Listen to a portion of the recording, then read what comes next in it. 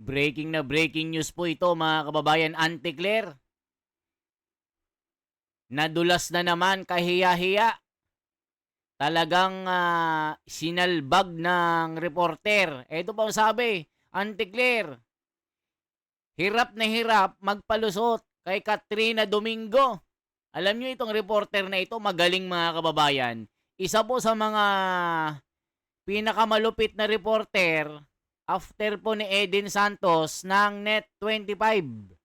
Talagang mali Eden Santos ito kung tumira. Walang takot po ito mga kababayan dahil hindi po sinasanto si Auntie Claire. Talagang supalpal kung supalpal. So ngayon mga kababayan, talagang itong si Auntie Claire, hindi makasagot-sagot ng tama. Naku po, talagang napiga ang utak. Panoorin natin mga kababayan paano na corner itong si Auntie Claire na talagang sobrang hirap. Parang hirap na hirap pa sa dagang iniwanan ng balong asawa. Naku po mga kababayan ko, panoorin po natin. Magugulat kayo. Grabing reporter na ito, Kim Domingo or Katrina Domingo. Yung si Kim Domingo kasi ex ko yun noon. Pero ngayon mga kababayan hindi na. Dahil iniwan ko siya kasi syempre tayo faithful tayo eh. Okay, ito na Katrina Domingo. Sinalbag itong si Auntie Claire. Hirap na hirap sumagot. Ito po. CBN. Undersecretary, in former President Rodrigo Duterte's latest request to the International Criminal Court, sinabi niya po na i-waive niya yung right niya to appear before the pre-trial chamber because wala daw pong jurisdiction sa kanya. And in that particular filing, he also mentioned na it was the office of the president who allegedly funded the private jet that took him to The Hague. He insists na he was kidnapped from the Philippines. May we get a confirmation or a reaction from the palace with regard to the allegation na ang taxpayers' money daw po ang ginamit para pondohan o rentahan yung eroplanong nagdala sa kanya doon? Ang pagpapadala po sa dating Pangulong Duterte sa ICC or sa The Hague ay ayon po sa batas. Wow, sa batas daw mga kababayan. Batas nyo, Auntie Claire? Nako po, supalpal. RA 9851, maliwanag ang sinasabi sa Section 17 na kapag ang isang kaso o isang complaint ay dinidinig na sa isang state o international tribunal or court, maaari pong i-dispense with na ng gobyernong ito ang anumang pag-iimbestiga at hayaang magpatuloy ang pag-iimbestiga sa nasabing state or international tribunal. At yun po ang ginampanan at yun ang naging paraan ng gobyernong ito para po makamtan ang sinasabi nating hustisya ng mga nag-complain o kahit po ang akusado. Kung taxpayer po ang ginamit ito lang po ay naaayon sa batas dahil gumaganap lang po ang gobyernong ito sa kanyang katungkulan maliban po sa sinabi nating pag-cooperate with the Interpol, papatupad ng batas na RA 9851, meron din pong residual obligation ang administrasyon na ito upang ipatupad ang dating napagkasunduan na. O kita nyo, napagkasunduan na daw mga kababayan. Pero dito, sabi po ng mga political observer at mga tunay na abogado na nakakaintindi sa batas ng Pilipinas, kailangan munang dalhin yung akusado na Pilipino na nagkasala ng mga krimen na ginawa niya, idaan muna sa korte ng mga lokal na hukuman sa Pilipinas. Anong ginawa nila kay Tatay Digong? Bigla-bigla nilang isinakay sa eroplano na hindi pa nakakapaghilamos, hindi pa nakakapag-ayos, hindi man lang nakapagpalit ng tsinelas, napigtas-pigtas. Ganyan po ang ginawa nila. Binastos ang soberanya ng Pilipinas. Nasaan yung lokal na hukuman natin na bypass? Ano yon? Parang baseball na naka-home run? Ano yon? Parang loto? Winnable? Ganyan po ang ginawa nyo, Auntie Claire, ng mga amo mo. Yan po ang sinasabi ng mga magagaling na nagmamasid at nakakaalam ng tunay na kung ano ang napapaloob sa batas ng Pilipinas, kailangan mong idaan sa mga hukom ng lokal na kung saan dito didinggin kung nagkasala man ito o hindi. Pero anong ginawa nyo? Dinala sa mga puti na mga hukom. Anong ginawa nyo? Politika ang dahilan. Yan ang sinasabi po ng mga tunay na nakakaintindi ng batas. Naku po, Auntie Claire, anong ginagawa mo? Abogado ka pa naman. Sabi ni Sabas Galutera na nagiinom sa ilalim ng tulay habang nanonood kay The Wonder. Ang galing mo, The Wonder. Dati akong tangalista, ngayon hindi na, nagbago na. Ayaw ko ng bobo ngayon. Gusto ko nang maging DDS ako kasi mahal na mahal ko si Tatay Digong. Grabe naman yan si Sabas. Ang galing, naiiyak pa. Nung tayo pa ay miyembro ng ICC o ng Rome Statute. Follow-up question. Meron pong ilang previous statements si President Ferdinand Marcos Jr. saying na his administration will not recognize any arrest warrants kasi hindi na daw po tayo miyembro ng ICC. How do you reconcile that statement from the succeeding actions of the administration, and maybe also get a categorical answer if it was the OP who funded the plane to The Hague? Pakibigyan niyo po sa akin yung konteksto na sinabi ng Pangulo na hindi niya i-recognize ang warrant of arrest na i-issue. Yes, ma'am. I will give you the link of the video later. I think he was asked during a media press briefing several years ago, even before this erupted, when the unit team was still together. He made that statement. O, kita nyo mga kababayan, sabi ni BBM noon, mga kababayan, hindi niya papansinin, hindi niya aatupagin, hindi niya bibigyan ng panahon kung meron man dumating na ICC warrant galing po sa banyagang hukuman laban po kay PRRD. Binanggit niya po ito galing mismo sa kanyang bibig. Yan po ang tuwirang sinabi ni BBM. Si Katrina Domingo nang nagsabi, napanood ko rin yan mga kababayan sa ambush interview kay BBM. Anong ginawa? Nakalimutan. Nagka-amnesia. Kasasabihin wala siyang kinalaman. Ipinaubaya daw sa batas. Anong batas ito? Eh di ba ang ginawa ni PRRD sa kanyang tatay noon na halos makipagbasagan ng kamao sa mga dilawan. Ayaw ipalibing ang kanyang tatay doon sa libingan ng mga bayani. Ilang dekada na nagtalo ang mga ito sa debate.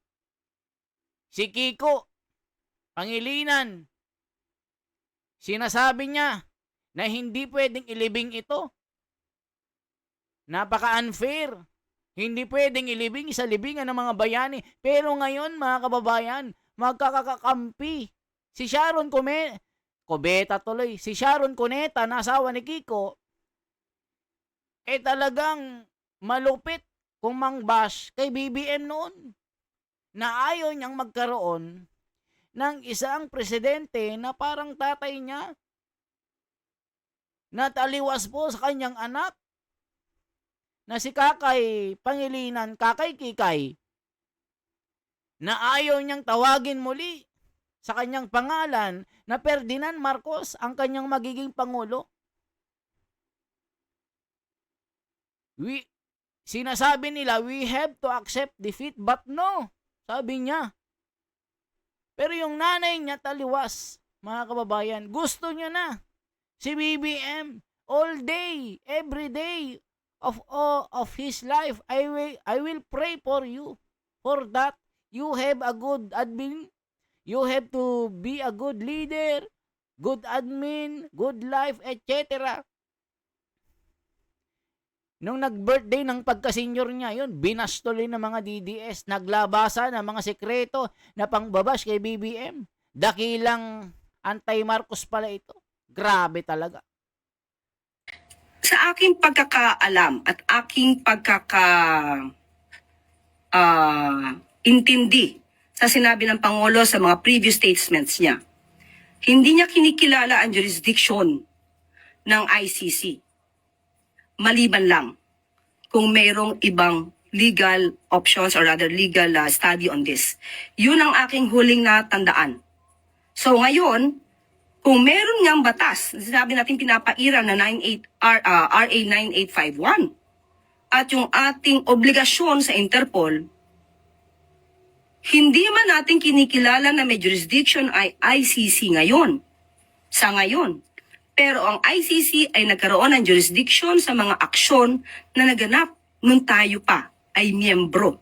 At hindi po natin pwedeng iwasan yon dahil meron pong residual obligation ang administrasyon na ito. Last for my end, may ballpark figure as to how much we spent for that particular flight? Wala po akong detalye sa ngayon. Thank you po. O kita nyo mga kababayan, talagang yung tingin ni Auntie Claire kay Katrina Domingo na ex ko. Tila lala pa ito na parang aso na hindi kumain ng 3 araw. Kahit tubig hindi nakalasa, hindi nakatikim. Gusto niyang lapain yung reporter. Tumigil ka na. Ayan o, magtigil ka na dyan. Isip-isip ni Auntie Claire, tigilan mo ako. Humanda ka sa labas. Parang ganun, di ba? Di ba mga kawan, pagka galit na galit ka na, yung nanggigigil ka na, humanda ka sa labas. Sasabunutan kita. Gusto nang manabunot sa Auntie Claire. Kita nyo, oh, galit na galit. Hindi kayang ipaliwanag yung sinasabi ni Katrina Domingo na ex ko. Nako, pag nalaman ni Mrs. ito, magagalit. Magagalit ang may ex pala akong reporter.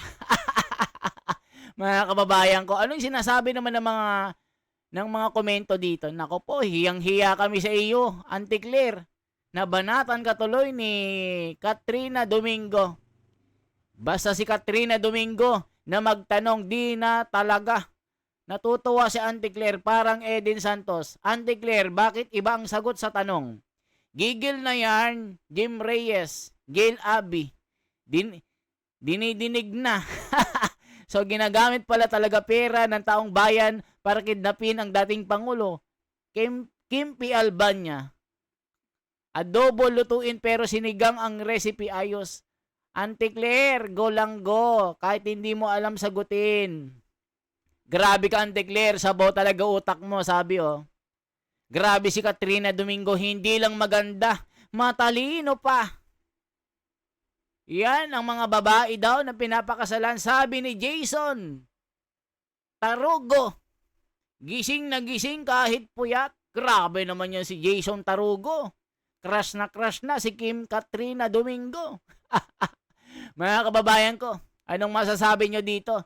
Napiga, nasulbag itong sa Auntie Claire. Sabihin nyo pa mga sari-saring komento nyo mga kababayan. Ano po ang masasabi nyo sa reporter na si Katrina Domingo na talagang pag nagtatanong ito, para kang may exam lagi ng mathematics na algebra na parang cotangent, cosine ang formula. Para bang algebra na ang daming pasikot-sikot, isa lang pala ang sagot. Yung bang pinahirapan ka na, bagsak ka pala.